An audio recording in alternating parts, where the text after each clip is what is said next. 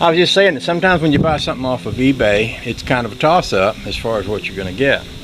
And a good example is some time ago I bought some LED lights for Cinderella, 6-volt Volkswagen, tail lights and turn signal lights, and although they worked, they were very dim, so dim you could hardly see them. It turns out what they were LED lights basically designed for 12 volt but would technically work on a 6 volt. They would light up but not much. I think I just got a similar deal. And the funny thing is they charged me more for the 12 volt light even though it wasn't actually a 12 volt light. It was just one that would technically work on a 12 volt. So I went online and I bought 2 fuel pumps. I bought one for the boat and one for the Ford. And the one for the Ford specifically says it is a 6-volt electric fuel pump. Now here's the pump, and here's the packaging it came in. And this pump looks nothing like this pump on the packaging. And there's nothing on the packaging that says 6 volt. There's nothing on the pump that says 6 volt. There is a set of instructions for a Spectra Premium pump which matches the box. There's nothing on here that says anything like that. And in these instructions, you'll notice this has a brown wire and a black wire. And in the instructions it says,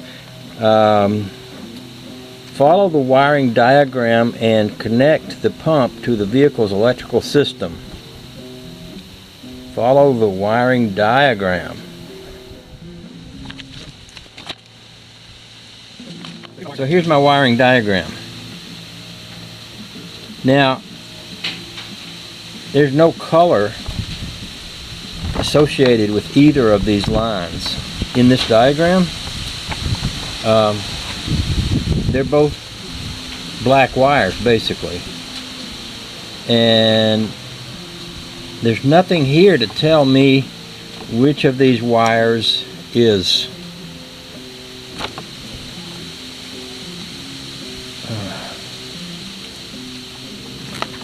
no, there's nothing in here to tell me which of these wires is hot and which of these is ground.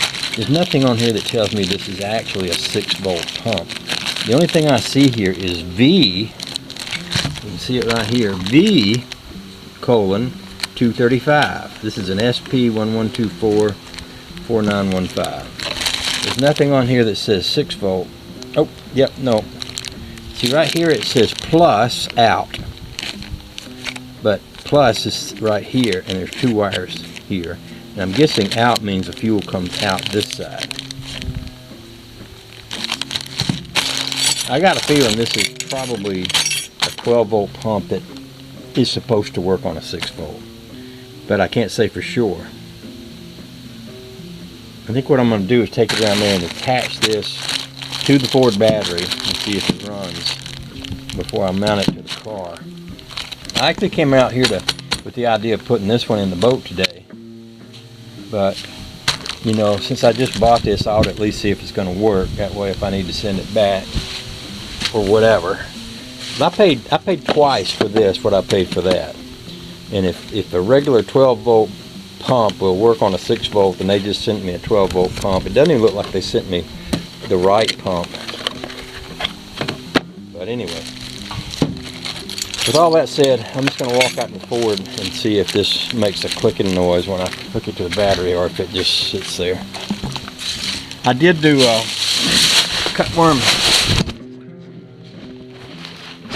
Yeah, that was me falling down on some slippery leaves here. Sometimes this red stuff is slippery, especially when it gets a few leaves on it.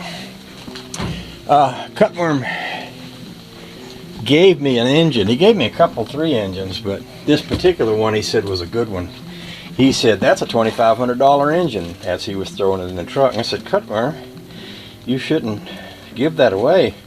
If that's valuable, you should at least let me pay you. He said, no, you ain't gonna do that. And he threw it in the truck and said, don't argue with me. So anyway, he had some little things stuck in the holes here to keep the mice out of it, and somehow they got unstuck, so I took me some raggage, soaked it in some old transmission fluid and stuffed it in all the holes to keep the mice out of that Crosley motor.